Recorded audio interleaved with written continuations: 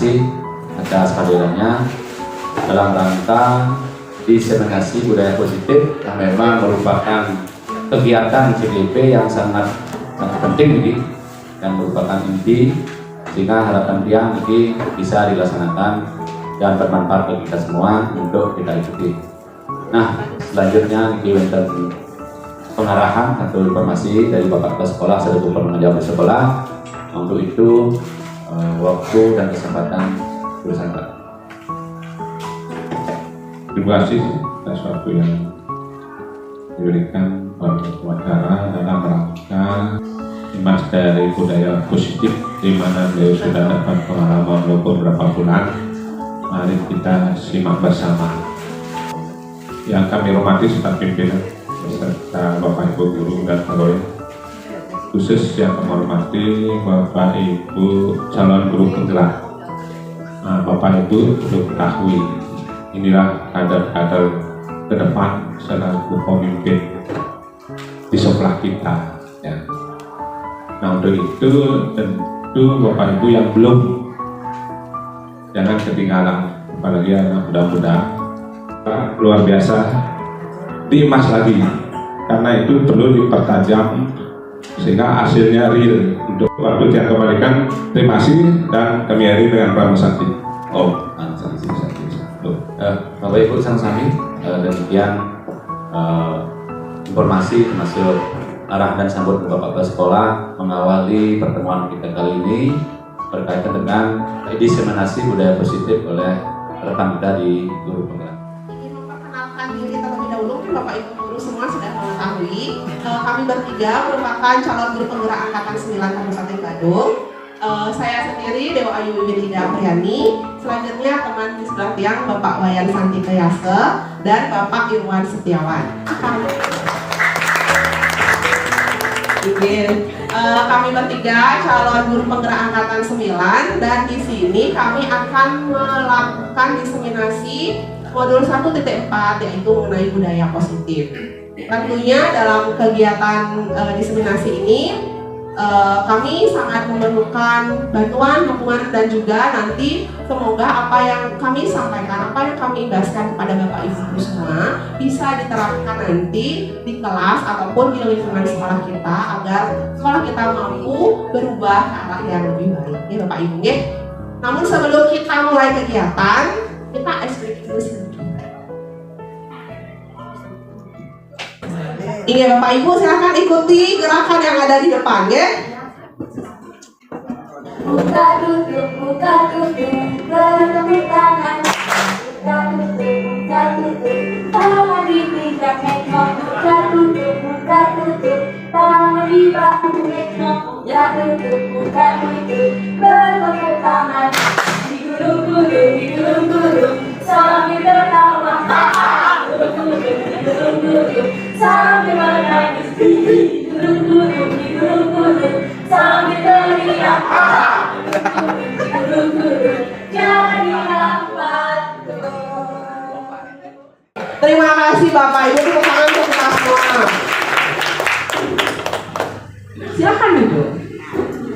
Silakan duduk kembali. Semoga sudah tidak pegal-pegal ya. Apakah masih cocok atau tidak? Ya, kita lanjutkan. Materi yang akan kita bahas hari ini ada 6, yaitu yang pertama disiplin positif dan nilai-nilai kebajikan universal. Yang kedua adalah teori motivasi, hukuman dan penghargaan serta restitusi. Yang ketiga keyakinan kelas. Yang keempat kebutuhan dasar manusia dan dunia berkualitas. Yang kelima restitusi, 5 posisi kontrol, dan yang terakhir segitiga restitusi. Jadi di sini kami dari CGP Angkatan 9 akan berkolaborasi di mana saya sendiri akan memaparkan untuk 2 materi pertama, yaitu disiplin positif dan nilai-nilai kebajikan universal serta teori motivasi, hukuman dan penghargaan dan restitusi. Untuk materi 3 dan 4 akan dilanjutkan oleh rekan saya Bapak Wayan Santike. Selanjutnya 5 dan 6 akan ditutup oleh Pak Irwan Setiawan. Kita mulai dari yang pertama, disiplin positif dan nilai kebajikan universal. Niki, kita belajar mengenai perubahan paradigma. Di sini diberikan sebuah kegiatan bersama, melakukan kegiatan cobalah buka. Misalnya sekarang Bapak Ibu guru berdua dengan teman selanjutnya. Ada satu orang sebagai A, satu orang sebagai B. Anggap saja sekarang si A, dia memegang sesuatu yang sangat berharga di genggaman tangannya. Selanjutnya, bagaimanapun caranya dia harus mempertahankan sesuatu yang sangat berharga tersebut. Sedangkan rekan Bapak Ibu si B berusaha untuk membuka genggaman tangan dari Bapak Ibu sekalian. Baik dia boleh menggunakan merayu, membujuk, memukul, atau bahkan memberikan uang. Seperti itu. Coba kita praktekkan itu 30 detik. Pasangan A dan B, A dan B, A dan B. Sudah. Sekarang si A yang menjadi A siapa? Tolong angkat tangan. Yang menjadi A siapa? Tolong angkat tangan. B. Berarti sebelahnya B. Mungkin B silahkan rayu temennya, buka tangannya dong, kasih uang dong. Tapi tangan si A ini tidak. Itu maksudnya. Jadi di sini menurut Dr. William Glasser dalam kontrol teori yang kemudian berkembang dan dinamakan menjadi choice theory meluruskan beberapa miskonsepsi tentang makna kontrol. Niki yang dulu kita pikirkan seperti itu, ternyata itu hanya ilusi seperti itu Bapak Ibu guru. Yang pertama, ilusi guru yang mengontrol murid. Mungkin kita masih berpendapat bahwa kita bisa mengontrol siswa, tapi sebenarnya itu hanya ilusi, tidak bisa. Yang mengontrol siswa itu ya diri siswa sendiri, seperti itu. Selanjutnya yang nomor 2, ilusi bahwa semua penguatan positif, efektif dan bermanfaat. Itu juga hanya ilusi saja. Yang ketiga, ilusi bahwa kritik dan membuat orang merasa bersalah dapat menguatkan karakter. Kalau sudah membuat orang merasa bersalah, apakah akan kuat karakternya? Tidak. Yang ada mentalnya akan semakin down. Itu. Dan yang keempat, ilusi bahwa orang dewasa memiliki hak untuk memaksa. Kita guru, orang yang lebih dewasa daripada siswa, kita masih beranggapan bahwa kita bisa mengontrol siswa. Padahal sebenarnya tidak, itu hanya ilusi semata. Ini yang harus kita rubah paradigma kita bahwa yang bisa mengontrol siswa atau mengontrol orang adalah diri sendiri dari orang tersebut. Niki yang tadi yang jelaskan, perubahan paradigma stimulus respon menjadi teori kontrol atau teori pilihan. Siapa sesungguhnya yang memiliki kontrol? Kalau dari teori stimulus respon, kita mencoba mengubah orang agar berpandangan sama dengan kita, tetapi dari teori kontrol, kita berusaha memahami pandangan orang lain tentang dunia. Jadi berusaha memahami, bukan lagi kita memaksa, tapi memahami bahwa setiap orang punya pemikirannya masing-masing. Selanjutnya, perilaku buruk dilihat sebagai suatu kesalahan, tetapi harus dirubah menjadi semua perilaku memiliki tujuan. Jadi kalau misalnya anak kita melakukan suatu kenakalan, pasti dia memiliki tujuan. Mungkin tujuannya apa? Perlu kasih sayang, mungkin kurang kasih sayang, makanya dia nakal di sekolah. Itu pasti ada tujuannya. Itu yang harus kita mulai sadari. Selanjutnya, perilaku buruk. Mohon maaf, orang lain bisa mengontrol saya. Ini berubah menjadi hanya Anda yang bisa mengontrol diri Anda. Saya bisa mengontrol orang lain, berubah menjadi Anda tidak bisa mengontrol orang lain. Selanjutnya, pemaksaan ada pada saat bujukan gagal, dirubah menjadi kolaborasi dan konsensus menciptakan pilihan-pilihan baru.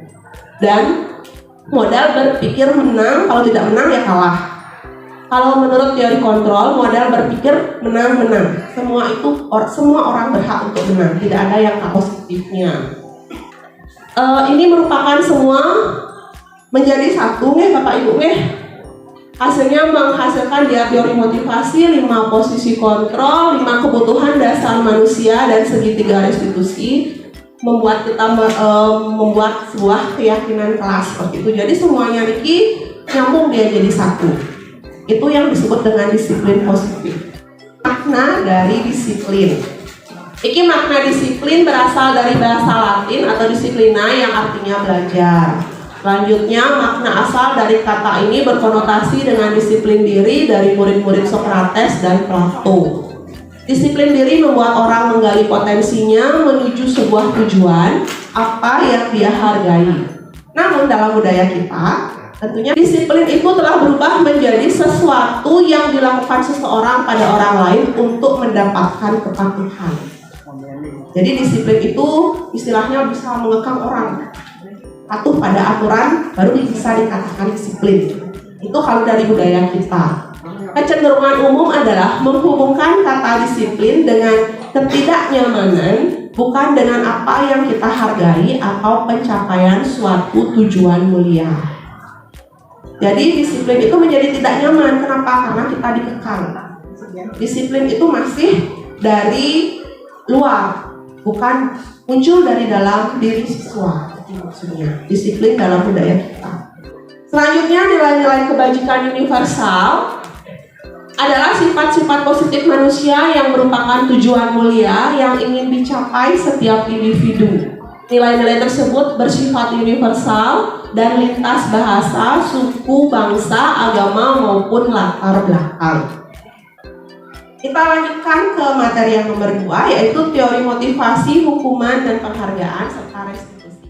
Apa yang akan terjadi apabila saya tidak melakukannya? Ini merupakan motivasi ekstrinsik. Selanjutnya yang kedua, untuk mendapatkan imbalan dari orang lain atau institusi. Apa yang akan saya dapatkan apabila saya melakukannya? Selanjutnya yang ketiga, ini yang sebenarnya ingin kita wujudkan, yaitu untuk menghargai diri sendiri. Selanjutnya, merdeka menurut Ki Hajar Dewantara, yaitu merdeka itu artinya tidak hanya terlepas dari perintah, akan tetapi juga cakap buat memerintah diri sendiri. Jadi yang berarti kan cakap untuk memerintah diri sendiri. Apakah Bapak Ibu guru semua sudah tahu apa yang diinginkan? Apakah Bapak Ibu sudah tahu apa yang diinginkan? Mungkin ada yang sudah, ada yang masih bimbang, ngambang. Begitu juga dengan siswa. Jangankan siswa yang masih dalam umur labil ya, kita orang dewasa saja terkadang masih bingung dengan apa yang kita inginkan. Selanjutnya ada istilah dihukum oleh penghargaan. Bahwa penghargaan berlaku sama dengan hukuman, dalam artian meminta atau membujuk seseorang melakukan sesuatu untuk memenuhi suatu tujuan tertentu dari orang yang meminta atau membujuk. Dorongannya eksternal dan akan ada faktor ketergantungan. Selanjutnya yang ketiga yaitu restitusi. Restitusi adalah proses menciptakan kondisi bagi murid untuk memperbaiki kesalahan mereka sehingga mereka bisa kembali pada kelompok mereka dengan karakter yang lebih kuat. 9 ciri-ciri restitusi. Yang pertama, bukan untuk menebus kesalahan, namun untuk belajar dari kesalahan. Yang kedua, memperbaiki hubungan. Yang ketiga, tawaran, bukan paksaan.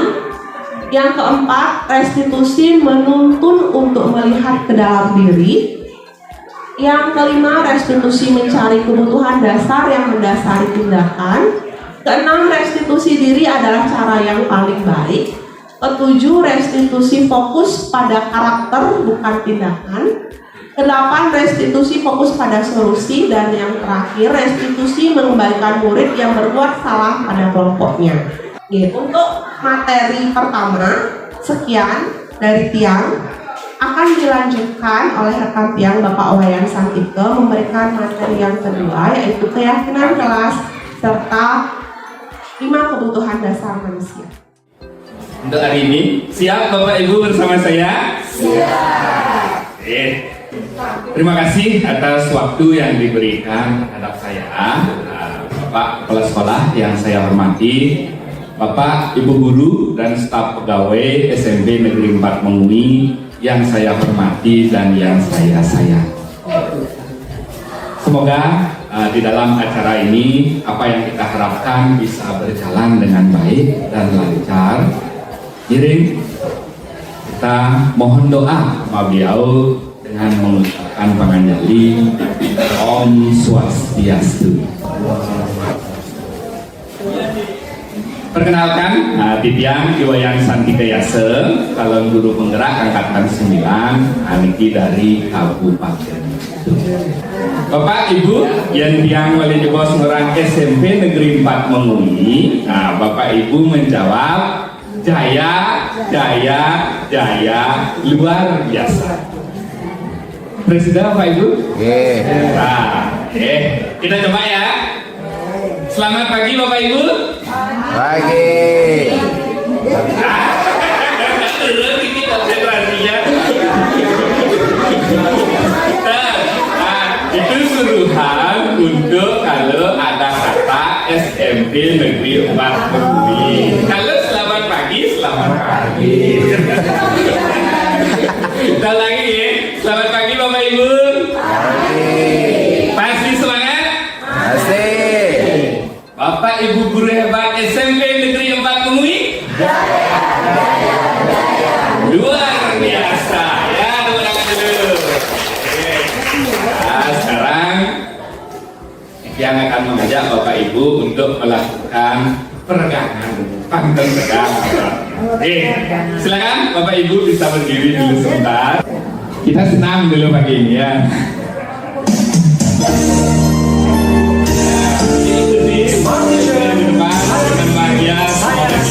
Bahagia pagi ini semua.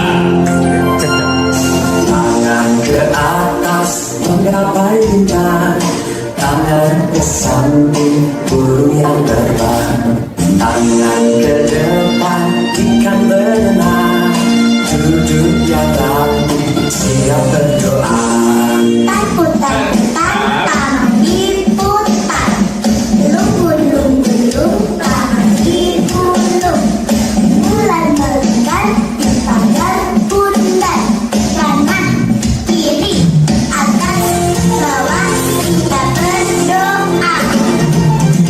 Satu jari kanan, satu jari kiri, bukan menjadi dua, dua jembatan panjang, dua jari kanan, dua jari kiri, bukan menjadi empat, dua kamera, tiga jari kanan, tiga jari kiri, bukan menjadi enam, dua menara, empat jari kanan, empat jari kiri, bukan menjadi delapan, dua telinga, lima jari kanan, lima jari kiri, bukan menjadi sepuluh, siap berdoa.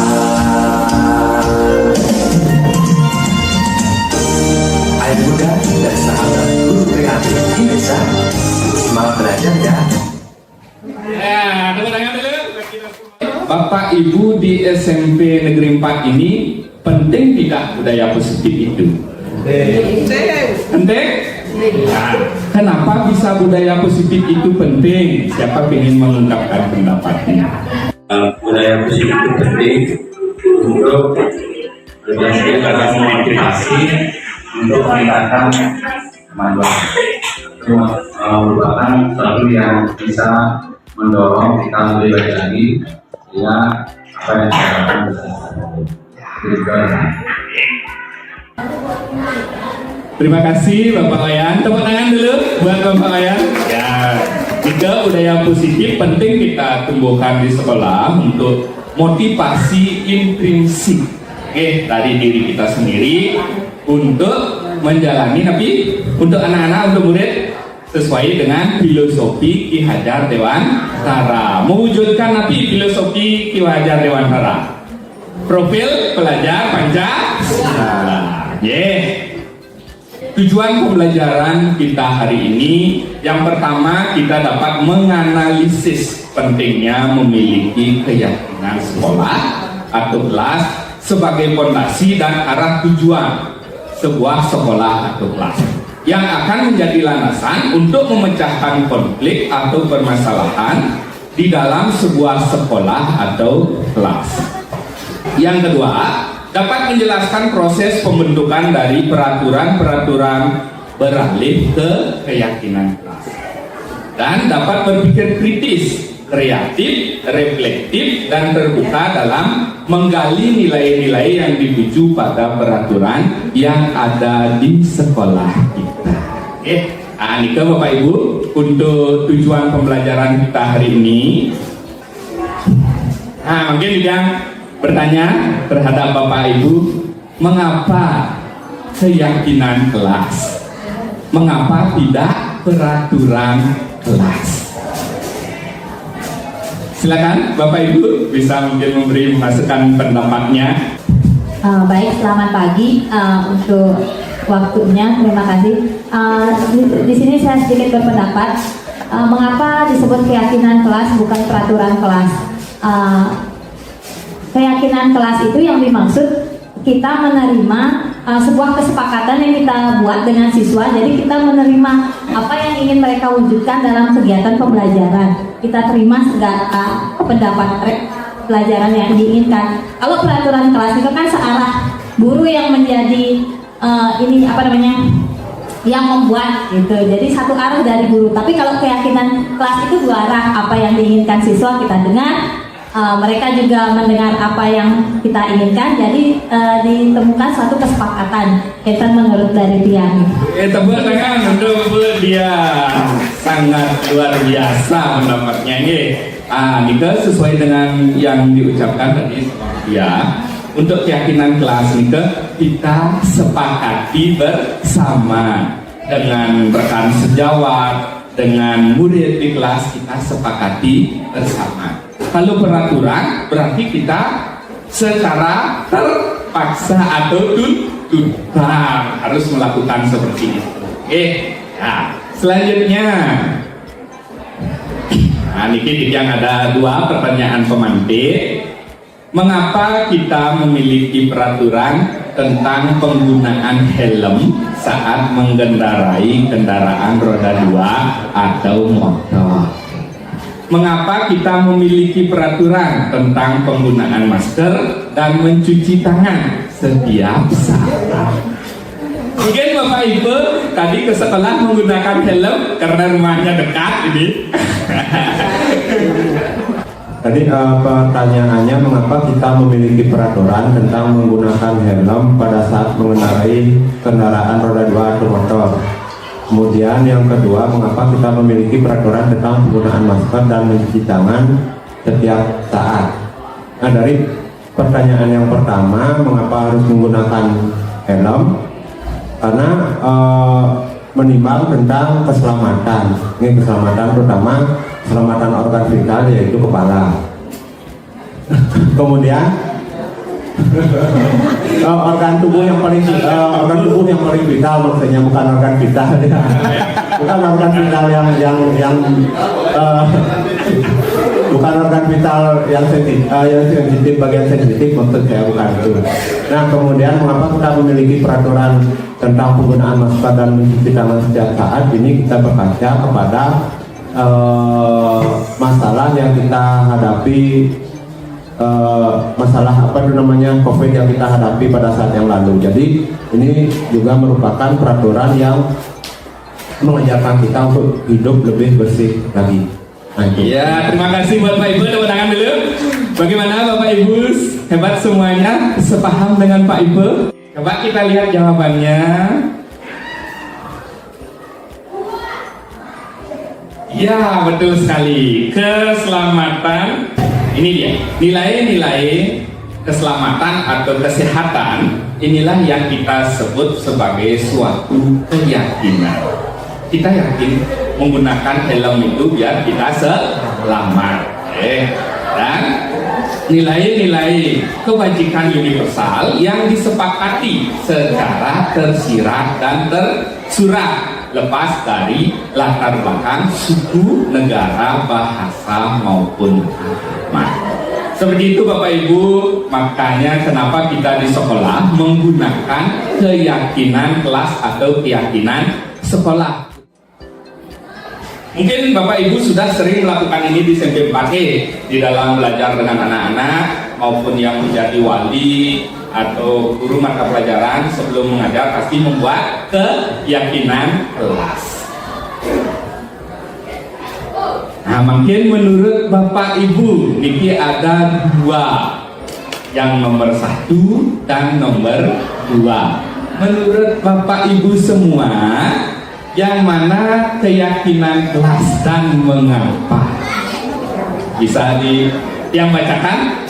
Bekerja sama menjaga kebersihan kelas, saling peduli, menghargai dan membantu sama lain, menjaga dan meletakkan barang sesuai tempatnya, tepat waktu dan aktif di kelas, mengerjakan tugas tepat waktu. Itu yang pertama. Yang kedua, mulai hari ini dengan selalu tepat waktu. Pastikan membawa semua perlengkapan PR. Sudah materi belajar? Nah, bersikap baik dan menghargai orang lain. Dengarkan guru dan teman sekelas serta ikuti arahan. Kerja keras dan lakukanlah yang terbaik. Nah, menurut Bapak Ibu, yang mana keyakinan kelas? Ya, siapa yang memilih yang pertama? Bisa naikkan tangannya. Yes. Yang pertama, ayo siapa yang memilih yang pertama? 1, 2, 3, 4, 5, 6, 7, 8, 9, 10, 11, 100, 200. Woi, 200 orang ya? Ya, tepuk tangan dulu buat kita semua. Iya, berarti semua ini memilih yang pertama. Siapa bisa memberikan mengapa yang pertama itu keyakinan kelas? Terus Ibu. Terima kasih Pak Wayan atas waktunya. Kenapa saya memilih yang pertama itu adalah keyakinan kelas. Kita lihat yang pertama itu apa tulisannya nggak lihat ya. Yang pertama bekerja sama. Ya, ini bekerja sama. Dia bekerja sama ini dia memiliki rasa tanggung jawab. Contohnya dalam membersihkan kelas, itu misalnya dia bersama-sama dengan kelompoknya atau bersama piketnya, itu merupakan tanggung jawabnya dia. Itu merupakan keyakinan kelas. Kemudian yang nomor tepat waktu, itu disiplin Pak. Dia datang tepat waktu pada saat pembelajaran atau minimal 15 menit sebelum mulai pelajaran dia sudah ada di sekolah. Itu menyatakan bahwa keyakinan kelas itu nilainya kedisiplinan. Terus menjaga dan meletakkan barang sesuai dengan tempatnya. Dia itu bertanggung jawab. Disiplin keyakinan ini saya letakkan di sana ada tanggung jawabnya dia. Contoh, dia mulai mengerjakan atau piket, dia mengambil sapu dan lain sebagainya. Kemudian setelah selesai dia melakukan kegiatan, dia lagi menaruh tempat atau sampahnya pada tempatnya, tidak berserakan. Itu tanggung jawabnya dia. Nah, yang di bawahnya mengerjakan tugas tepat waktu. Iya, mengerjakan, menghargai, yaitu nilainya juga termasuk menghargai atau menghormati pada Bapak Ibu guru. Dia mengerjakan tugas sesuai dengan apa yang dikasih olehnya. Saling peduli, menghargai dan memberikan upaya membantu orang lain. Ini kepedulian dia. Ya, dia misalnya ada temannya yang tidak hadir, dia dapatkan piket atau apa, dia mau membantu, saling membantu. Ya, itu kepeduliannya. Yang terakhir, tepat waktu dan aktif di kelas. Dia hadirnya tepat waktu, kemudian juga keaktifannya pada saat dia menerima pembelajaran. Ya, itu aja Pak. Terima kasih. Sangat luar biasa. Tepuk tangan dulu untuk Ibu Swati. Bapaknya lagi satu ya.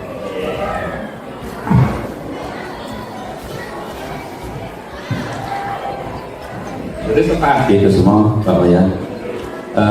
Secara umum ini, berarti keyakinan kelas itu dipandang sebagai sebuah ajakan bersama. Jadi yang sisi kiri nomor 1 Niko dipaparkan berkaitan dengan mengajak, berarti membangun kesadaran. Niko lebih kepada meyakinkan bersama-sama itu baik. Sedangkan nomor 2 Niko lebih banyak mengatur dan sedikit memaksa. Andika jelas sepihak. Maka dia memang memberikan pendapat demikian karena dari dua hal itu jelas yang lebih condong ke kelas yang nomor satu, sehingga semuanya jadi bersama mengajak nilai kebaikan itu kan lebih enak ketimbang dipaksa. Sangat luar biasa Pak ya. Terima kasih untuk Bapaknya. Keyakinan itu berupa pernyataan yang universal yang dibuat dalam bentuk kalimat positif tapi negatif positif. Dan keyakinan kelas tidak dibuat dalam jumlah banyak sehingga mudah diingat dan dipahami oleh semua warga. Nah, ini yang sampaikan sedikit di dalam prosedur pembentukan keyakinan sekolah atau kelas. Mungkin Bapak Ibu di kelas sudah sering membuat keyakinan kelas dengan anak-anak. Nah, kita yang pertama mempersilahkan warga sekolah atau murid-murid di sekolah atau kelas untuk bercurah pendapat tentang peraturan yang perlu disepakati di sekolah atau kelas. Yang kedua, mencatat semua masukan-masukan para murid, warga sekolah di papan tulis atau di kertas besar atau yang berbentuk poster, di mana semua anggota kelas, warga sekolah bisa melihat hasil surah murid. Yang ketiga, menyusun keyakinan kelas sesuai dengan keyakinan sekolah atau kelas menggunakan kalimat-kalimat yang berbentuk negatif menjadi positif. Contoh kalimat negatif kali jangan berlari di kelas atau koridor. Menjadi positif, kalimat positif, berjalanlah di kelas atau koridor. Bisa dipahami Bapak Ibu semua? Mungkin alur pembentukannya sedikit. Kita pertama berkolaborasi dengan murid. Setelah itu berdiskusi tentang peraturan yang telah ada, merumuskan peraturan menjadi keyakinan. Setelah jadi, menempelkan keyakinan kelas di tempat atau posisi yang strategis bisa dilihat oleh semua warga. Nah, sekarang menentukan nilai kebajikan dari pernyataan berikut. Lalu kembalikan buku ke tempatnya, itu adalah tanggung jawab.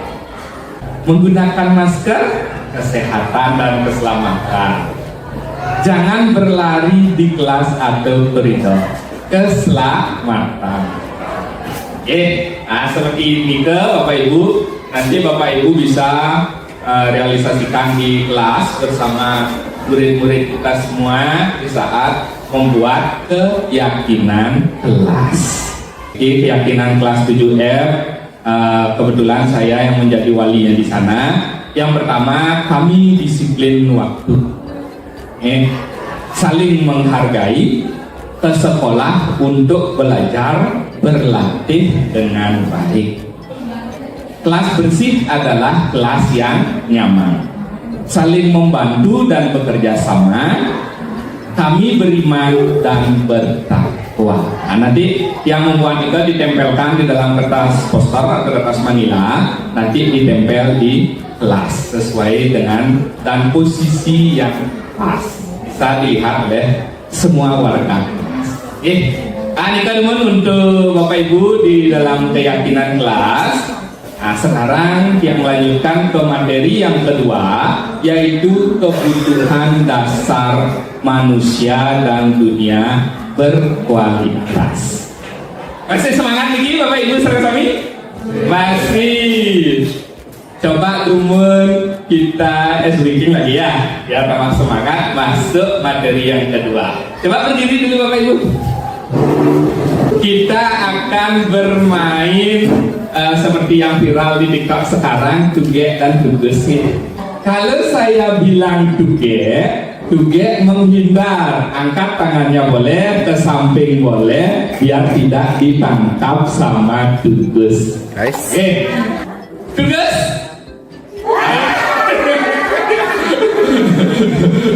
Tuge. Iya, tepuk tangan dulu. Semua konsentrasi.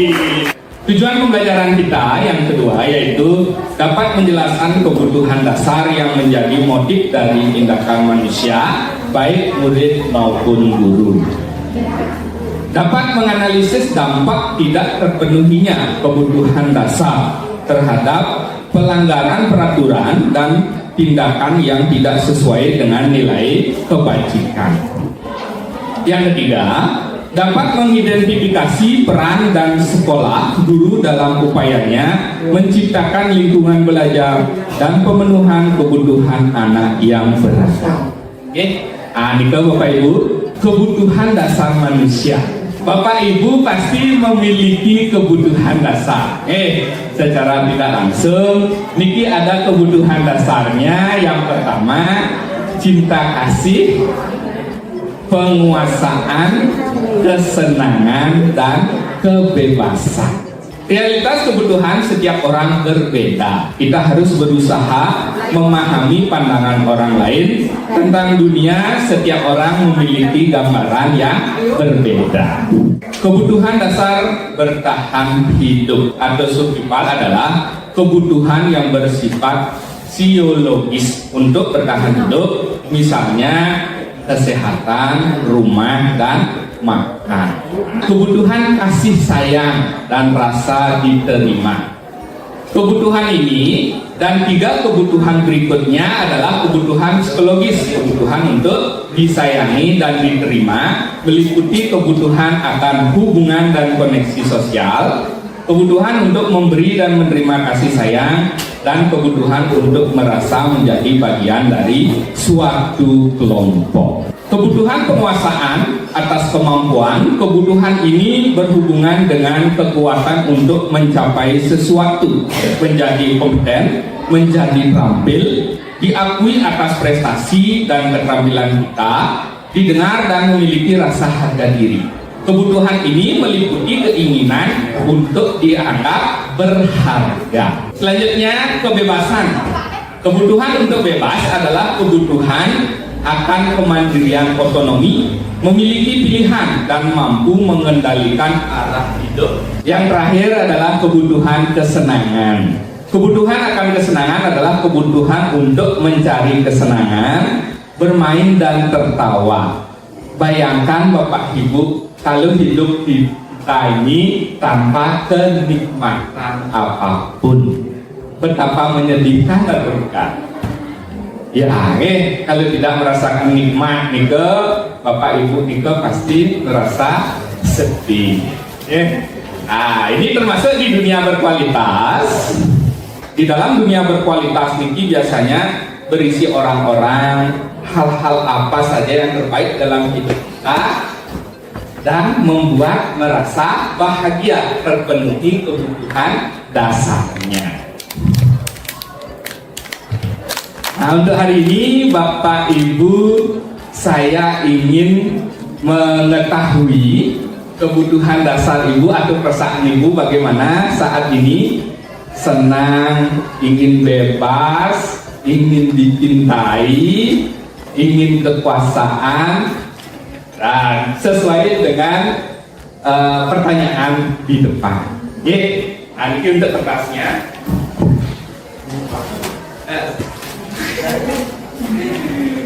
Oke ya. Dadas Bapak Ibu di sana menulis atau menggambarkan satu emoji dadas. Perasaan Bapak Ibu hari ini. Ingin bagaimana? Dan Bapak Ibu bisa menuliskan salah satu pertanyaan yang ada di depan.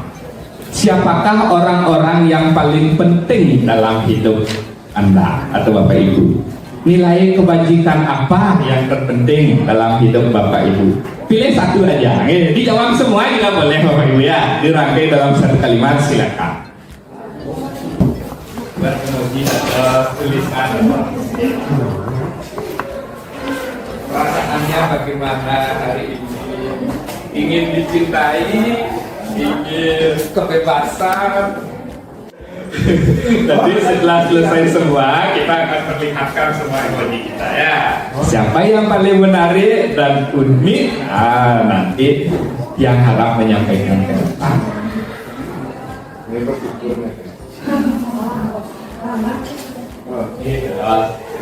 Sudah selesai semua Bapak Ibu? Sudah. Bapak Ibu ya diangkat semua ke atas. Niki perasaan Bapak Ibu di dalam kebutuhan dasar manusia. Sekarang Bapak Ayat. Terima kasih Pak Yan, ketiga kalinya. Ini luar biasa senang Pak Yan.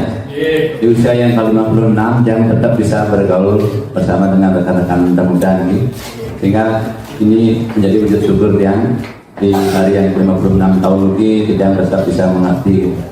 Ini penting sekali karena yang lain sudah lewat kan. Oke, Bapak Adit ya mau menyampaikan perasaannya hari ini. Silakan Pak Adit. Keperasaan yang hari ini sesuai dengan jawaban yang kedua nih Pak, nilai-nilai kebijakan apa yang terpenting dalam hidup Anda. Nilai yang terpenting dalam mutu hidup yang ini adalah toleransi dan bersyukur. Karena dalam toleransi kita bisa belajar saling menghargai, dan bersyukur itu suatu kewajiban kita dalam kehidupan kita selamanya. Ini emojinya sangat bersyukur sekali. Yang bisa dikasih kesempatan untuk sehat terus untuk mengikuti kegiatan yang sangat penuh sekali di sekolah. Terima kasih. Ya, ini ada satu contoh kasus kebutuhan dasar manusia. Ibu Ria, guru kelas 6 di SD Permai, sedang bingung menghadapi ulah salah satu murid di kelas yang bernama Agus. Beberapa anak telah datang dan mengeluhkan Agus yang sering kali meminta bekal makan siang mereka dengan paksa. Jika Anda menghadapi situasi seperti Ibu Ria, apa yang akan Anda lakukan? Menurut Anda, kira-kira apa alasan Agus melakukan hal ini? Nah, mungkin kebutuhan dasar yang sedang dipenuhi oleh Agus yaitu yang pertama, Agus lapar dan orang tuanya tidak membawakan makan siang. Yang kedua, teman Agus menjadi perhatian terhadap Agus. Yang ketiga, Agus merasa hebat karena temannya jadi takut dan menuruti keinginannya. Keempat, Agus merasa bosan dengan bekal yang dibawakan oleh orang tuanya karena selalu bekal yang sama. Agus hanya iseng dan dia menikmati ekspresi wajah temannya yang kesal. Sekarang menurut Bapak Ibu, di 5 opsi ini ada kebutuhan dasar tadi main survival, kesenangan, kebebasan, kekuasaan, apalagi satu? Kasih sayang. Menurut Bapak Ibu di nomor berapa posisi kebutuhan dasar Agus? Nomor 3 kebutuhan dasarnya, tapi dia merasa hebat, kekuasaan. Yang nomor 1, tapi kebutuhan dasarnya survival. Nomor 2 kasih sayang. Nomor 4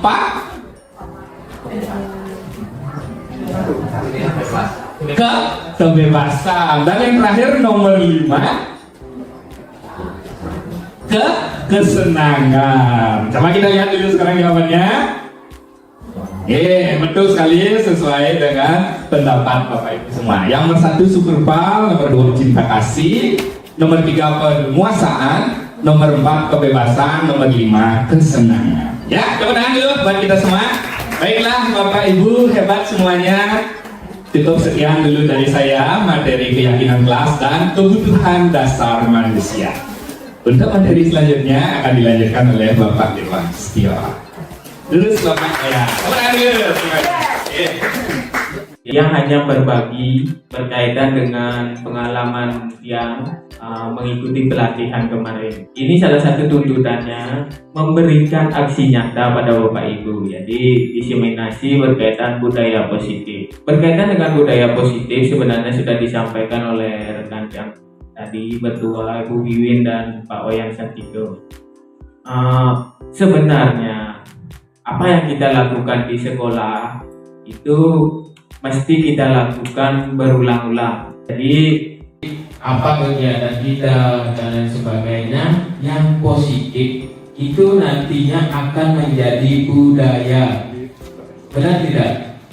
Nah, hal sekecil apapun itu, misalkan kita membiasakan hal-hal positif pada anak, menunjukkan, memberikan senyum, sapa, salam, itu jika terus-menerus kita lakukan dan siswa mampu melakukannya, lama-kelamaan akan menjadi budaya.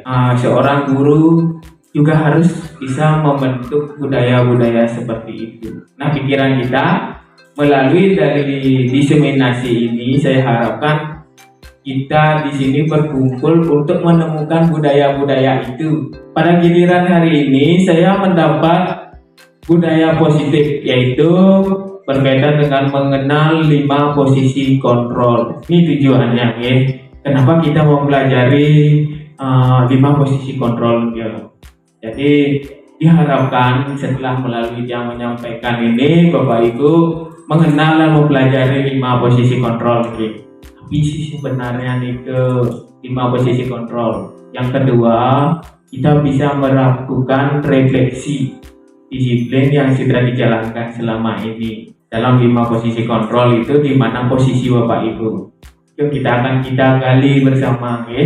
Kemudian yang terakhir, reflektif dan terbuka atas penemuan diri kita setelah mempelajari 5 posisi kontrol. Nah, sebelum lanjut itu, yang ada sedikit pertanyaan untuk Bapak Ibu. Pertanyaannya begini, berkaitan dengan jika dan maka. Seandainya jika dan maka, Bapak Ibu melanjutkan, ya. Jadi kita berangan-angan sekolah impian umum. Jika saya kepala sekolah, maka Bapak Ibu yang melanjutkan, ya, maka nanti. Pertama yang minta senior yang Pak Wayan. Jika saya jadi kepala sekolah, maka jangan dulu dari sekolah. Lebih mati ya. Salah satu hal yang diimpikan adalah sekolah sehat. Sekolah sehat, jadi mulai dari hubungan dulu pembelajaran. Ini yang setuju dengan Pak Wayan tadi bahwa jika nilai positif itu dilakukan kan konsisten, kapan dan di mana, saya rasa itu akan membuat suasana akan meluas menjadi lebih banyak. Contoh misalnya, ya kan ada di atas gitu. Selama ini perlawanan api kan sudah dilakukan gitu, tapi tetap saja gitu, seperti kapal pecah gitu. Termasuk bangku kita yang memang walaupun agak ya jelek, tapi kan lebih besar lagi ketika anak tidak menangkap, tidak merasakan bahwa itu satu yang kurang baik, harus membangun nilai positif. Contoh misalnya bagaimana bersih dan lebih di atas bagian sini. Ini kok sebenarnya kayak gini. Bagaimana yang pertama, jangan berpikir mandiri dulu. Kita berpikir membudayakan tanggung jawab gitu. Terkait dengan di mana kita berada. Nah, peran guru di situ adalah memulai pelajaran dengan seperti itu. Jika langsung konflik, ya lebih baik 1 menit kita gunakan untuk rapi kali ini. Dan ini kan pertama, kalau kita misalnya bercermin yang buka kaca kan sebelum berangkat kan tetap senang tidak rapi. Ya seperti itu Bapak. Terima kasih Bapak. Tepuk tangan untuk Bapak Wayan. Nanti senior sudah berbicara, jika beliau dari kepala sekolah, beliau akan seperti itu. Nah, kemudian yang muda lagi, yang muda, jika jadi kepala sekolah, maka saya belum pernah memikirkan aku mungkin aja ya di kepala sekolah ya. Yang pertama, mungkin jika saya di kepala sekolah, mungkin sama ya lingkungan kita, pertama menciptakan lingkungan yang sehat, sehingga kita pada sekolah maupun siswa itu bisa belajar dengan nyaman. Jadi dengan kita sekolah bersih, artinya kita menciptakan lingkungan yang belajar. terima kasih Ibu. Tepuk tangan juga buat Ibu. Pada intinya gini ya, Bapak Ibu ingin mewujudkan sekolah yang baik, nyaman, aman. Pokoknya yang terbaik untuk sekolah kita. Nah, sekarang terwujud cita-cita Bapak Ibu lewat pemantik ini. Sekarang posisikan Bapak Ibu sudah jadi kepala sekolah, ya. Tadi masih angan-angan ke jika dan maka. Sekarang sudah terwujud nih. Tetapi setelah Bapak Ibu menjadi kepala sekolah, ini ada kasus. Nah, ada kasus siswa Bapak Ibu itu bernama Tisa dan Hana. Nah, Tisa dan Hana dipanggil masuk ke ruang Ibu Dewi, kepala sekolah SMP Sukacita. Ibu Dewi baru saja mendapat pengaduan dari Ibunda Tisa bahwa Hana menggunakan kata kasar dan merendah-rendahkan Tisa di sosial media. Maaf ya, ini sering kita terjadi di sini ya. Nah sekarang jika ada seperti itu, ada kasus seperti itu, bila Anda adalah seorang kepala sekolah, penerapan disiplin apakah yang akan Anda lakukan untuk kasus Hana? Mengapa? Apa yang kira-kira Bapak? Ini mengarah ke BK nih Bapak Ibu nih, karena disiplin 5 posisi kontrol ini memang banyaknya sih di BK. Nah, karena banyaknya di BK, yang minta rekan yang Bu Yumi. Nah, terima kasih atas waktunya. Di sini saya juga sama ya belum terpikir menjadi kepala sekolah. Menurut saya kalau kasus seperti ini tentang di media sosial, ya. Kalau menurut saya kita panggil dulu kedua siswa tersebut. Nah, kita menanyakan bagaimana apa sebenarnya permasalahannya sebelumnya, kok bisa dia itu berbuat seperti itu sampai mengunggah di media sosial. Setelah kita mengetahui permasalahannya, di sana kita akan meluruskan agar dia itu menggunakan media sosial itu secara baik, karena efek dari media sosial itu sangat luas. Begitu menurut saya, Pak. Terima kasih Ibu Angge. Jadi itu yang akan dilakukan, mudah-mudahan terwujud Bunge jadi kepala sekolahnya ke depan ya. Berkaitan dengan 5 posisi kontrol. Teori 5 posisi kontrol itu dikembangkan oleh Dian Gosen ya, dengan pendekatan restitusi. Di dalam posisi kontrol itu ada 5 posisi. Nah, posisi pertama itu ada posisi yang namanya penghukum. Yang kedua itu adalah posisi pembuat rasa bersalah. Terus yang ketiga itu ada posisi teman. Yang keempat itu ada posisi pemantau. Dan terakhir adalah manajer. Sekarang coba renungkan diri Bapak Ibu, kira-kira ketika Bapak Ibu mengajar di kelas, ada kasus siswa, Bapak Ibu lebih menangani siswa itu dengan posisi yang mana? Lebih seringnya ke yang mana kira-kira? Menghukum ya. Anak-anak gak buat tugas lari keliling lapangan 10 kali gitu misalnya itu salah satu contohnya. Sekarang kita lanjut pada posisi yang pertama, posisi menghukum.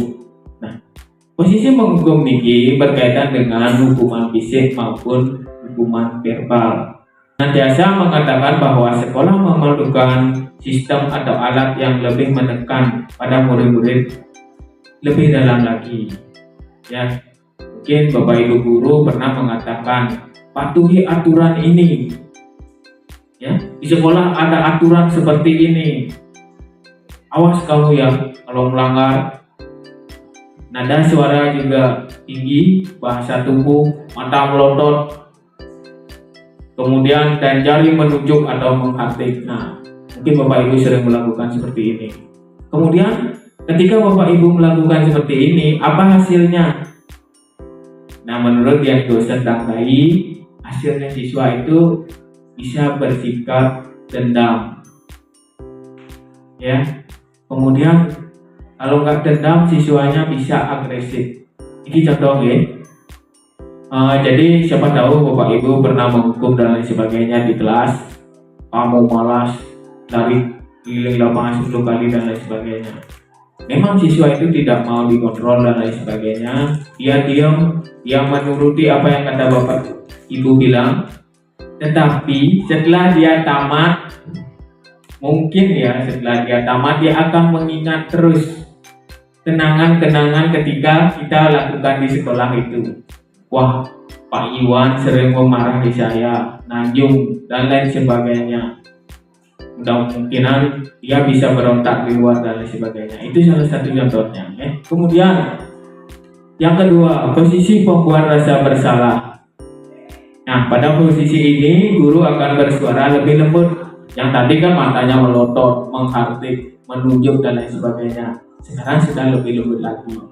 Jadi ketika ada siswa bermasalah, guru akan melakukan merasa dengan lebih nyaman. Jadi menunjukkan ke hal yang bersalah dan rendah diri. Kemudian kata-kata yang keluar dengan lembut akan seperti, misalkan, Bapak sangat kecewa sekali dengan kamu. Berapa kali kamu harus memberitahu kamu ya? Bapak memberitahu kamu. Kata-kata seperti itu. Atau enggak kita menunjukkan di teman-temannya, nah, kamu melanggar tadi di kelas dan lain sebagainya. Kenapa kamu melanggar dan lain sebagainya. Nah, nada suara memelas, halus, seperti bahasa tubuh, posisi-posisi yang dilakukan oleh guru. Nah, kemudian ketika Bapak Ibu melakukan ini, maka hasil yang didapat oleh murid, dia akan merasa bersalah atas kesalahan yang telah dia perbuat. Kemudian kemungkinan ketika kita sudah menunjukkan permasalahannya di depan umum, dia akan merasa minder, terus merasa dirinya gagal. Jadi ketika kita membuat siswa itu merasa bersalah, hasilnya nanti akan seperti itu. Kemudian posisi yang ketiga, mungkin Bapak Ibu sudah sering mungkin ya. Jadi posisi yang pertama dan posisi yang kedua itu membuat siswa menjadi gagal. Nah, ini posisi yang ketiga, posisi teman. Ada nggak Bapak Ibu menjadi teman dengan siswa-siswanya di sini? Karena sering akrabnya di WA dan lain sebagainya, sehingga siswa itu merasa seakan-akan dia dekat sekali dengan kita. Pertama, guru tidak akan menyakiti murid. Ketika ada siswa itu bermasalah, dia tidak akan menyakiti murid, namun akan tetap berupaya untuk mengontrol murid itu melalui pendekatan yang baik dengan menggunakan humor, mungkin bercanda. Bapak Ibu guru mungkin bisa menggunakan kata-kata seperti ini yang termasuk pada posisi teman. Ayo bantu ibu atau bapak. Kamu ingat kan bapak sudah sering membantu kamu. Kata-kata seperti itu juga membuat siswa itu kan nyaman jadinya kan. Kamu kemarin melakukan kesalahan ini, sudah bapak bantu. Sekarang lagi melakukan masalah ini, kan dia menganggap kita teman gitu kan. Nah, kata-kata seperti itu bersuara ramah, akrab, kemudian bercanda, apalagi bahasa tubuhnya dekat dengan kita, memeluk dan lain sebagainya, kemudian senyum, jenaka. Nah, itu berarti Bapak Ibu sudah berada di posisi teman. Kemudian jika Bapak Ibu melakukan hal seperti ini, hasilnya bagaimana? Hasilnya pada murid, kemungkinan besar siswa itu akan sudah bisa mengendalikan Bapak Ibu. Ya, saya sering menemui seperti ini. Sama Pak Iwan masih gampang, kemarin sudah dibantu, besok lagi melanggar, lagi dibantu, karena dia menganggap diri kita sudah sebagai temannya. Ketika dia dapat pelajaran kita, misalkan Bapak Ibu, Bang ini pelajaran Ibu matematika, nanti Ibu bantu nilainya, sudah Ibu angkat dan lain sebagainya. Jadi itu akan memotivasi dia untuk tidak belajar ketika bertemu dengan kita, karena mereka sudah menganggap kita sebagai teman. Kita lanjut pada posisi yang keempat. Nah, ini baru posisi yang sudah lebih baik lagi, memantau. Ya, sifat guru itu mengawasi. Jadi guru itu berada pada posisi memantau berdasarkan pada peraturan-peraturan dan konsekuensi. Tadi sudah dibilang ada aturan, ada konsekuensi. Sifat Bapak Ibu di kelas itu mengecek aturan-aturan yang berlaku. Kamu nggak buat PR, kemarin juga nggak buat, hari ini juga nggak buat, sekarang nggak buat. Bagaimana tanggung jawab kamu? Mengecek ya aturannya. Kalau terus menerus seperti ini, nilai kamu di bawah KKM. Jadi sudah ada aturan di sekolah ini. Kemudian konsekuensinya ini, Kak, naik kelas. Pertanyaan yang diajukan oleh seorang pemantau bisa seperti ini. Peraturannya apa? Ya, kemudian apa yang telah kamu lakukan? Nada suara yang digunakan oleh Bapak Ibu guru itu mungkin nada suaranya bersifat datar, biasa ya, bahasa tubuh yang formal. Nanti hasilnya siswa akan memahami konsekuensinya yang harus dijalankan karena telah melanggar salah satu peraturan di sekolah. Jadi mereka itu sadar dengan tanggung jawabnya. Jadi siswa akan sadar dengan tanggung jawabnya karena ada aturan di sekolah kita. Nah, ini yang paling kita harapkan. Kita semua di sini akan menuju ini, ya, posisi terakhir ini sebagai seorang manajer, pemimpin. Jadi bisa mengendalikan semua. Pada posisi ini, guru itu hanya sebagai pendamping. Siswa yang menemukan, mempertanggungjawabkan atas permasalahan yang dia Jadi kita cuma mengarahkan, memantau, menemukan solusinya, mengarahkan siswa itu untuk menemukan solusi-solusi. Jadi posisi manajer ini seperti itu. Jadi guru itu harus mampu mengarahkan dan menemukan siswa. Bukan kita yang memberikan solusinya. Oh, masalahmu tidak membuat PR gitu misalkan. Kenapa kamu tidak menyusun jadwal yang baik? Jadi bukan guru yang memberikan solusinya. Kita cuma mengarahkan, dia yang menemukan, sehingga dia bertanggung jawab pada permasalahannya. Itu yang kita harapkan. Kemudian ada suaranya juga tulus, bahasa tubuh tidak kaku, mendekat ke murid. Nah, guru pada hal ini akan menghasilkan murid yang bertanggung jawab. Jadi mencari jalan keluar permasalahannya tentu dengan bimbingan guru. Jadi siswa itu guru tetap sebagai pembimbing. Nah, di wonten video. Jadi yang sudah menjelaskan 5 posisi kontrol. Mari kita simak video berikutnya. Silakan Bapak Ibu disimak di video ini. Salam bahagia Ibu dan Bapak guru hebat. Dalam penerapan disiplin positif restitusi, salah satu program yang dikembangkan adalah 5 posisi kontrol. Nah, videonya sudah disimak ya?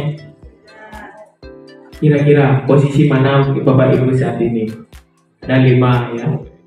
Pertama berkaitan dengan penghukum, yang kedua posisi pembuat rasa bersalah, kemudian yang ketiga posisi teman, yang keempat posisi monitor atau pemantau, terakhir itu adalah posisi manajer. Kira-kira Bapak Ibu sudah dalam posisi mana? Mungkin Pak Wayan? Cerita nih Pak ya, cerita di kelas ini. Yang kan mengaktifkan lagi classroom ini kan. Kemarin yang anak kelas 8 itu baru dia ngajar.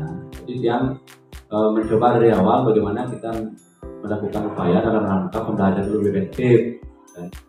Nah, ketika yang bertugas pertama untuk bagaimana dan classroom. Setelah diberikan tugas dan tentang posisi yang belum kumpul dari 32 siswa hanya 2 yang kumpul. Minggu depan lagi ya. Nah, yang berpikir bagaimana sih caranya untuk tidak marah-marah. Nah, yang tanya kembali, yang sadar bahwa semua anak belum tentu memahami pertama bagaimana mengaktifkan classroom. Dan kedua, mungkin paket habis. Dan itu tidak semua paham tentang bagaimana menyerahkan tugas di tugas itu. Itu yang sulit. Nah, yang suruh dia itu bekerja bersama dengan temannya sehingga bisa berhasil. Nah, yang di sini kembali kepada dia, karena kalau yang marah terus itu musim karena 9 kelas itu dan saya sudah sekali dengan 32, rata-rata 30 kali sebulan kan lumayan coba. Nah, berarti kegiatan lain mungkin akan berhenti kalau kita tidak mengembalikan itu kepada dia dalam kuat. Nah, upaya itu ternyata cukup berhasil.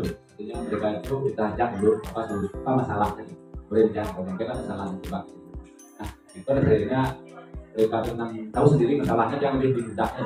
Memang yang marah-marah besok aja di kelas lain juga sama kan menguras energi ya. Belum lagi tugas lain tuh. Nah, itu cara dia maka dalam minggu ini sudah hampir 90% kuliah yang memang HP-nya mungkin mengalami seorang. Yang kita akan itu cukup lah. Nah, tapi bahwa yang kalau kembali ke dia dan kita dampingi terus, itu solusinya akan bisa. Yang itu sederhana yang terus seperti yang woodwork ini bisa yang dalam gitu. Berarti yang jujur dengan menjadi asalnya bentak-bentak aku ingat yang dimasukkan tidak lebih. Kasih banyak. Baik, terima kasih Pak De. Jadi luar biasa sekali. Bapaknya awalnya berada pada posisi pemarah. Jadi setelah beliau tahu bahwa pemarah itu menguras energi, jadi menurut dia beliau ini sudah mengarah ke pemantau. Kenapa dia mengatakan demikian? Karena beliau sudah menggali di mana sih permasalahannya, mengecek peraturannya seperti apa, caranya bagaimana, sudah dicek sama beliau. Sehingga untuk mengetahui seperti itu, Bapak Ibu berada di posisi mana, mungkin yang boleh mantan kira-kira sebelum dia tujuan dia menyampaikan ini terwujud, merefleksi diri dan di mana posisi Bapak Ibu, posisi kontrolnya berada di mana. Pertama, posisi pemarah. Siapa yang sering melakukan posisi niki? Coba angkat tangan. Kemudian posisi yang kedua, membuat orang merasa bersalah, menjadikan siswa itu kamu seperti ini, menunjukkan permasalahannya di kelas dan lain sebagainya. Kira-kira ada yang melakukannya? Kemudian posisi teman. Siapa yang sering melakukannya, berada pada posisi teman? Silakan angkat tangan. Banyak ya. 1, 2, 3, 4, 5. Bu Yumi, Pak Ibu, ya Ibu Mang Septi, kemudian oke, ada 6 ya. Terus posisi pemantau, kira di kelas sering memantau anaknya, memposisikan. Bu Rani berada di posisi mana, Bu Rani? Oh, nggak ada semuanya. Oh, ya bisa. Ya, ini menarik ini. Atas pendapat saya pribadi, saya bisa saja menjadi di antara kelima posisi kontrol tersebut karena tergantung keadaan dan kondisi siswanya juga, karakter siswanya bagaimana. Itu saja, Pak. Bu Rani bisa berada di posisi mana saja mungkin ya? Bisa penghukum ketika bekerja gitu ya, sering berbuat masalah, kemudian bisa juga membuat orang merasa bersalah, bisa juga di teman. Kalau Pak Tet Ageng nih, karena beliau kasih kesiswaan, seringnya berada di posisi mana nih? Karena saya dengan posisi tadi, jadi jangan sekarang kita mengikuti, jadi hampir apa yang disampaikan oleh Pak Rani, kadang saya juga ada kadang pada posisi apa yang pertama itu guru pemarah gitu ya. Kadang satu saat kadang ada juga rasa marah itu yang kayaknya manusiawi, semua pasti ada seperti itu pada posisi itu. Tetapi secara keseluruhan dari presentasi mengajar itu secara keseluruhan saya rasanya saat tertentu saja. Nah, marah juga itu karena ada sebab, dan mungkin marah karena sebab. Nah, jadi itu kadang atau kalau bisa dibilang sangat jarang terjadi. Nah, kemudian berikutnya pemantau. Nah, kadang di posisi ini saya lakukan begitu masuk kelas, sebelum masuk kelas juga yang berupaya pertama melakukan pemantauan kontrol. Mungkin di kelas kontrol seperti apa tadi kita sampaikan dengan batas nasional, jadi tetap berupaya mengontrol bagaimana nanti tugasnya, berupaya mengontrol dan kemudian menyikapinya. Oke, jadi kayaknya normatif kalau kemudian kalau sebagai teman, sebagai teman, kadang juga jawabannya, ya, kadang dan sebagai guru juga memposisikan diri sebagai temannya dari anak-anak. Ya, misalnya setiap hari kita bagaimana sih kita sampaikan diri kita supaya sebagai teman. Mungkin dari sebentar saja. Ya, saya punya istri, saya lebih kelas itu sebagai anak itu, mana dia masih belum angkat seperti itu, lebih kepada nasional sebagai seorang teman gitu. Mudah-mudahan seperti itu. Bukan berarti dengan sebagai teman kita harus terang gitu kan, tapi mungkin dengan pemberian ya sebentar seperti itu kita maunya sih kita mendekatkan diri sebagai temannya anak kita aja. Oke. Nah, kemudian kalau ditunjuk dari bagaimana posisi yang saya sebagai pengajar, mungkin kalau teman yang lain mungkin bisa memberikan gambaran, tetapi diri dan saya sendiri itu mungkin kayaknya mudah-mudahan salah di posisi pembantu lebih cenderung mengajar yang bisa nanti kita adalah menjadi sebab dari akibat apa yang dilakukan oleh siswa. Sering tidak sebab kemudian menyuruh juga anak-anak juga untuk mencari solusi terhadap permasalahannya. Walaupun di kelas biasanya dia bisa memberikan solusi, tetapi kadang untuk upaya ditandainya kadang itu juga tidak sepenuhnya seperti yang diharapkan. Tetapi di kelas pastilah seperti itu. Misalnya kita di pembelajaran, misalnya masih banyak sampah. Nah ini gimana di kelas masih seperti ini?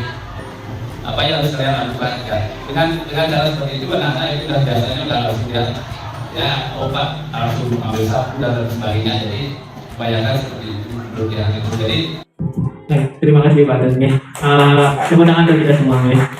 Baik Bapak Ibu semua, jadi sudah disampaikan oleh beberapa rekan kita bahwa kita pada dasarnya posisi kita itu tergantung pada situasi. Memang jangan sendiri, jujur Bapak Ibu, sebelum melakukan kegiatan ini, saya masih memposisikan saya itu menunjukkan ke siswa identitas yang gagal. Seringnya saya di penghukum, membuat rasa bersalah, masih sering di situ ya, karena hukuman itu bukan sifat fisik tapi verbal juga. Kata-kata yang menyakitkan menurut saya juga sifatnya menghukum.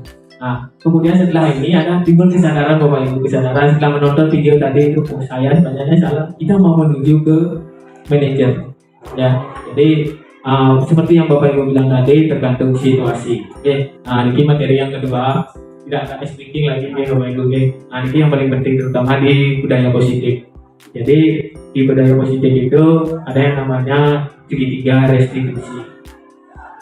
Kenapa kita mempelajari segitiga restitusi itu? Jadi melalui segitiga restitusi kita akan mengenal cara menanamkan budaya positif di sekolah. Kemudian melalui menerapkan segitiga restitusi atau menerapkan restitusi itu dalam membimbing murid, membuat siswa menjadi disiplin yang positif. Itu tujuan pembelajaran kita. Nah, segitiga restitusi itu adalah suatu proses dialog yang dijalankan oleh Bapak Ibu guru atau orang tua agar dapat menghasilkan murid yang mandiri dan bertanggung jawab. Karena yang namanya segitiga restitusi otomatis pasti ada tiga hal. Yang pertama itu adalah menstabilkan identitas. Itu sebagai dasarnya. Yang kedua itu memvalidasi tindakan yang salah. Kemudian yang terakhir itu adalah menanyakan keyakinan. Kemudian proses 3 tahapan tersebut didasarkan pada prinsip-prinsip teori kontrol yang sudah dijelaskan tadi. Yang pertama, langkahnya menstabilkan identitas. Teori kontrolnya, kita semua akan melakukan hal yang terbaik yang bisa kita lakukan. Kemudian validasi tindakan salah. Jadi apa yang kita lakukan itu semua pasti memiliki alasan. Jadi apa yang dilakukan oleh siswa pasti ada alasannya. Makanya di validasi itu kita memvalidasi di alasannya. Kemudian menanyakan keyakinan. Jadi pada teori kontrol menanyakan keyakinan, kita memiliki motivasi internal ya. Jadi keyakinan yang akan kita gali. Baik, ini ada video lagi satu berkaitan dengan segitiga restitusi. Pada video kali ini kita akan membahas tentang salah satu program studi positif yang diterapkan dalam lingkungan sekolah yang dikenal dengan nama restitusi. Sesungguhnya adalah menstabilkan identitas. Sesungguhnya adalah validasi tindakan yang salah.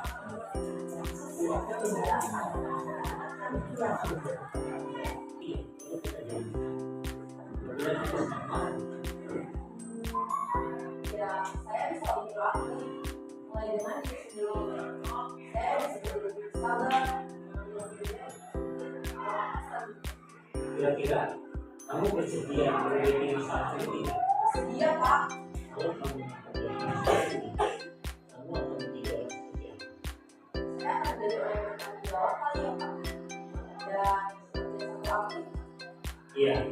Menurut kamu bagaimana? Tidak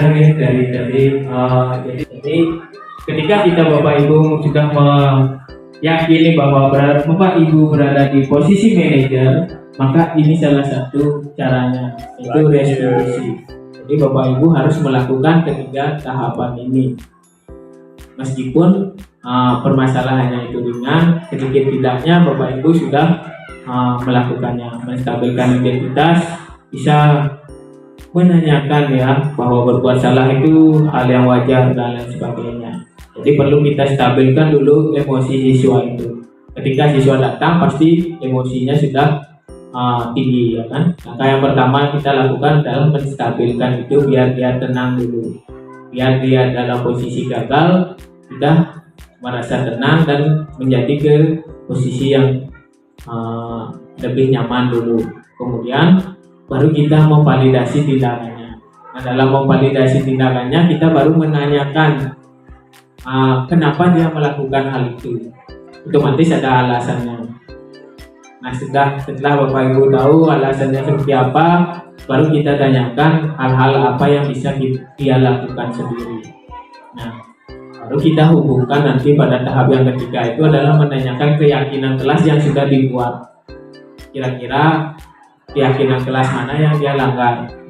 Sehingga dari keyakinan kelas yang dia langgar, dia bisa memperhitungkan. Jadi kita akan mempraktekkan berkaitan dengan dialog segitiga restitusi. Baiklah Bapak Ibu, kami berdua akan melakukan penerapan segitiga restitusi kasus wali kelas dengan Ciko. Sedang apa di sini? Bukankah hari ini kamu mendapatkan tugas untuk tiket kelas? Iya Pak, tapi saya diam aja Pak. Bosan di kelas. Kerjaan itu nggak selesai Pak. Tapi kenapa Ciko? Tidak apa-apa, jangan takut. Tidak ada manusia yang ikut dari berbuat salah.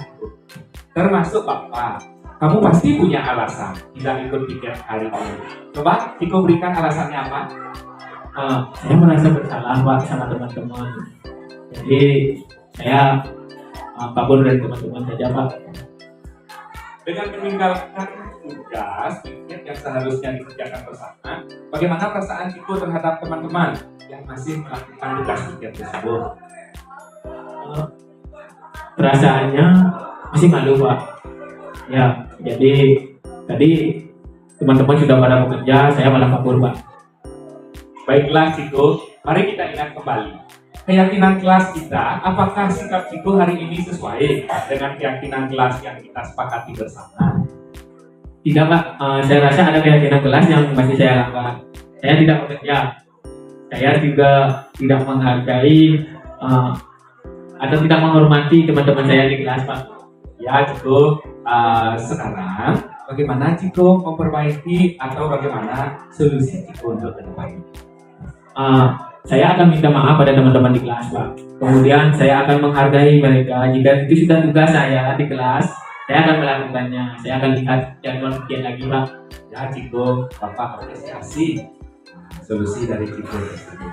Nah, baiklah, sekarang Ciko bantu teman Ciko yang sedang di. Baik Pak, terima kasih. Tepuk tangan Bapak Ibu. Jadi wanita drama nih Pak. Oke Bapak Ibu, jadi di sini yang jelaskan seperti penjelasan dari Pak Irwan tadi bahwa segitiga restitusi itu merupakan sebuah dialog. Dialog apa? Dialog ketika kita menemukan sebuah masalah. Setelah mengalami sebuah masalah, guru di sini memvalidasinya seperti itu ya. Jadi hal pertama yang dilakukan, kalau kita sebagai penghukum tentu saja kita langsung memanggil Ciko dan langsung menghukumnya akan memberikan sanksi. Tetapi di sini kita mencoba mempraktekkan segitiga restitusi, yaitu yang pertama dengan menstabilkan identitasnya. Yaitu di sini Ciko sudah terlihat identitas gagal ke identitas yang lebih sukses, yaitu gagalnya dia karena dia kabur dari kegiatan Ciko. Bagaimana kita menstabilkan identitas gagal tersebut? Ya, kita mengingatkan Ciko bahwa tidak ada manusia yang tidak pernah melakukan kesalahan. Kita menstabilkan emosinya. Dia sudah merasa bersalah, saya bersalah, saya kabur, jejak ini, sudah takut dia. Tapi kita stabilkan dengan cara apa? Kita memberikan komentar yang tidak menghakimi. Tapi kita mengatakan bahwa tidak ada manusia yang sempurna, semua pernah melakukan kesalahan, termasuk ibu. Berarti dia sudah mulai stabil. Oh ya, berbuat salah itu wajar. Pikirannya. Setelah stabil identitasnya, emosinya setelah stabil, kita validasikan tindakan dia yang salah. Jadi kita beritahu memang semua orang pernah berbuat salah, tapi salahnya di mana? Kita validasi tindakannya dia. Dia mengaku dengan tidak mengikuti piket kelas, seperti itu. Setelah validasi tindakan yang salah, dia mengetahui di mana kesalahannya. Kita kaitkan dengan keyakinan kelas yang telah kita sepakati bersama.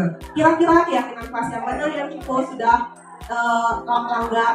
Jadi Ciko sudah mulai berpikir, oh kira-kira keyakinan kelas yang ini yang saya langgar. Terus apa solusinya? Tanyakan anak itu, solusi apa yang bisa Ciko lakukan untuk memperbaiki kesalahan yang telah Ciko lakukan. Jadi dia bisa berpikir sendiri mencari solusi dari kesalahan yang telah dia dapatkan. Jadi Bapak Ibu guru semua di sini diharapkan ketika mendapatkan situasi di mana siswa itu mengalami suatu permasalahan, jangan langsung mengecap bahwa siswa itu salah. Tapi kita stabilkan dulu identitasnya bahwa semua orang itu pernah melakukan kesalahan. Jadi dia merasa oh ya wajar. Tetapi ingat wajarnya itu dia juga harus tahu di mana tidak kesalahan yang dia lakukan dengan validasi tindakan yang salah. Setelah itu baru kita tanyakan keyakinan yang telah dilanggar oleh siswa tersebut. Seperti itu dari contoh kasus ketiga yang telah dipraktekkan oleh dua rekan saya, Pak Yan Santika dan juga Pak Irwan. Selanjutnya, karena waktu juga, mungkin ada satu sukarelawan yang coba kasus yang kedua, kalau tidak salah Dita dengan Pak Basti. Pak Basti saran Dita, Persidayang dipraktekkan. Oke. Diki sekali lagi satu contoh lagi, setelah itu kita tutup ya. Ini pergi dong ada, ini yang belum. Selamat siang, Anita. Apa kabar? Selamat siang Bapak, baik Bapak. Sehat hari ini? Sehat. Anak kita tahu nggak kenapa dipanggil lagi? Tidak Pak, emangnya kita ada salah apa Pak? Inilah, kemarin ya, ini ada laporan dari Pak Besti bahwa anak kita ini sering masuk keluar ruangan gitu, salah satu ruangannya. Oh gitu ya Pak ya. Maaf Pak, waktu itu saya sendiri Pak. Sehingga saya minta izin untuk ke toilet. Oh gitu? Iya. Kan enaknya kalau puskesmas itu yang tidak atau pakai atau bagaimana? Tidak perlu Pak, tidak perlu. Di sini aja sudah cukup kok. Oh gitu. Nah tuh. Ini aja. Kalau boleh ya. Tapi Bapak, kalau mohon pada kalian nanti, Bapak juga pernah salah. Kalian juga sama gitu. Tapi enaknya kan jujur, kan? Enaknya jujur. Kira-kira sebenarnya apa saatnya dari peradilan? Maaf ya Bapak, sebenarnya kemarin itu saya tidak sembelih. Saya hanya menjalankan tantangan dari teman-teman. Nah, untuk itu saya selalu minta izin ke toilet pada saat jam pelajaran. Iya, karena saya dibilangnya lucu untuk mengambil hal seperti itu, sehingga setiap mata pelajaran saya minta izin untuk ke toilet. Itu Bapak. Berarti gimana solusinya gimana? Solusinya gimana? Ya, sekarang begini Pak. Karena teman-teman anak saya orang yang dalam hal ini, sehingga dengan baik saya melakukan hal itu, padahal itu adalah salah. Oh gini, kalian tahu nggak apa yang kalian lakukan itu memang sangat menyinggung perasaan dan menghargai Bapak Besti? Iya, saya sekali ini besar sekali Pak, karena saya tahu bahwa perbuatan saya itu bersalah. Saya nggak salah Pak. Kira-kira alasan apa ya? Nanti si terkait dengan tidak tersebut. Sekarang ini Pak, saya tidak akan mengulangi hal itu lagi. Saya percaya jangan nanti orang lain serta barang miliknya itu selalu bersikap positif Pak. Ya, bagaimana ya? Mari kita coba bersama. Oke, bagaimana kita solusi terkait dengan keyakinan di kelas yang telah kita sepakati. Karena pasti tahu nggak keyakinan mana yang belum sesuai dengan kita. Iya Bapak, yang akan saya lakukan untuk memperbaiki hal ini adalah dengan mengingatkan teman-teman saya agar tetap menghormati guru-guru yang mengajar pada saat itu. Jadi, susah, dulu nanti aja. Ya Pak, terima kasih. Nanti sekali begitu. Terima kasih Bapak dan Ibu. Tentulah sekiranya ketika siswa kita menghadapi suatu permasalahan atau melakukan suatu kenakalan yang kita anggap nakal, setidaknya kita menerapkan segitiga restitusi dalam menyelesaikan permasalahan tersebut. Ini Bapak Ibu, karena waktunya juga ternyata kita pas sama sekali ya. Sebagai kata, kami bertiga mengucapkan terima kasih banyak karena dengan waktu yang sangat panjang Bapak Ibu bersedia masih sangat antusias mengikuti acara ini, pembahasan diskriminasi budaya positif. Kami akhiri, oh ya sebelum saya akhiri nanti saya ada sedikit lagi ini bentuk refleksi Bapak Ibu di dalam tablet ya nanti yang kirim-kirimnya bisa diisi sambil Bapak Ibu silakan. Terima kasih atas kesempatan dan waktunya dan juga kehadiran Bapak Ibu semua. Kami akhiri dengan mengucapkan Om Santi, Om Santi, Santi, Santi.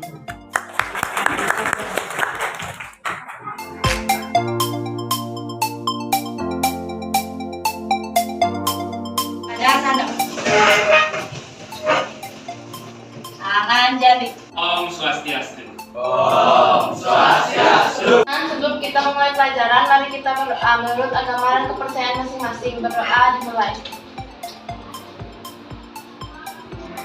Berdoa selesai. Selamat siang anak-anak semua. Siap. Masih semangat anak-anak semuanya? Masih. Untuk menambah semangat kita hari ini, kita lakukan speaking dulu ya. Untuk melakukan tepuk semangat. Bisa kan anak-anak semua? Ya, silakan berdiri dulu. Tepuk semangat.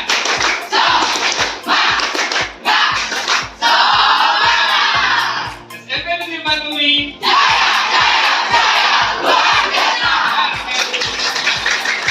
Baiklah, anak-anak kelas 8E semuanya yang Bapak sayangi. Nah, di dalam kesempatan yang berbahagia kali ini, Bapak akan menyampaikan dan kita akan mempraktekkan membuat keyakinan kelas. Oke, karena di saat kita sebelum memulai pembelajaran, kita akan membuat keyakinan atau kesepakatan antara murid dan guru. Biar apa yang kita sepakati bisa anak-anak bertanggung jawab. Oke. Di dalam keyakinan kelas ini, nanti anak-anak membuat kata-katanya Punike dengan kata-kata positif. Contohnya, kalau di kelas kita ulangan, tidak boleh mencontek. Nah, itu kan kata-kata perkeran. Kata-kata positifnya apa? Jujur. Betul sekali. Jujur. Nah, nanti anak-anak membuatnya seperti itu. Oke. Contohnya, tidak boleh membuang sampah sembarangan di kelas. Kata-kata positifnya menjaga kebersihan. Oke, nanti tulis seperti itu. Ini akan Bapak sebarkan nanti untuk ditulis untuk anak-anak semua dan ditempel di sana. Oke, nanti kalau ada yang sama, nah Bapak kembali yang sama itu kita jadikan. Bisa dipahami anak-anak semua? Bisa. Oke, sekarang Bapak akan bagikan. Oke.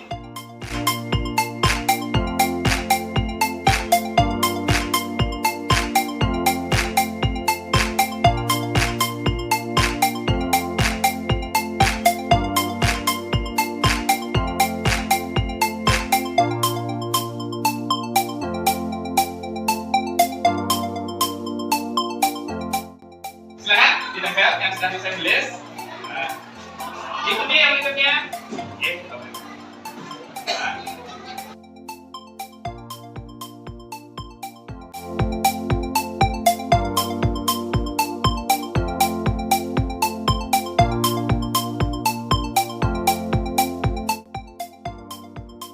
di saat anak-anak semua sudah menempelkan yang ditulis tadi, nah sekarang Bapak dirinya atau sortir, ada nggak tulisan anak-anak semuanya yang sama? Ya.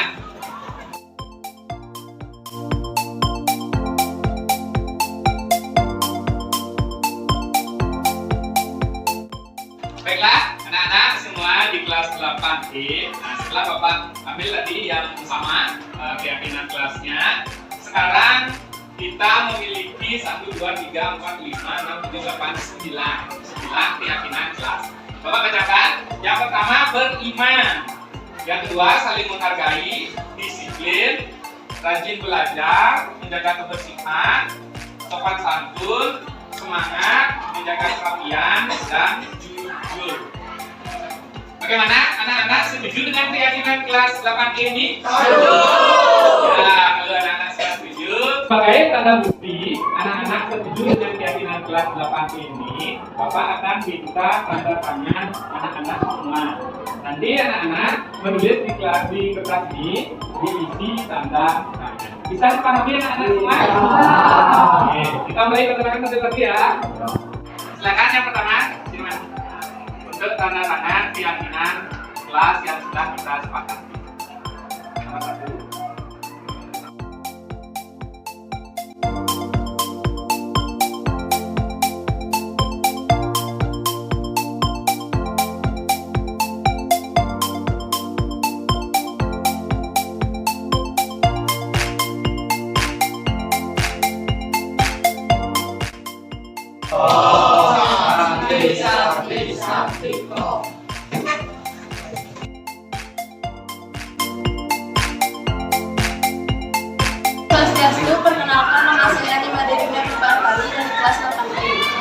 Om Swastiastu. Perkenalkan nama saya Pemarti Maheran dari kelas 4D.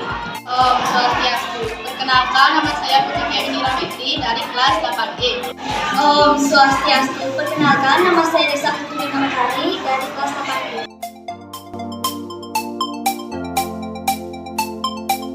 Saya merasa bersemangat. Saya merasa sangat senang. Saya merasa sangat senang. Saya merasa berbahagia.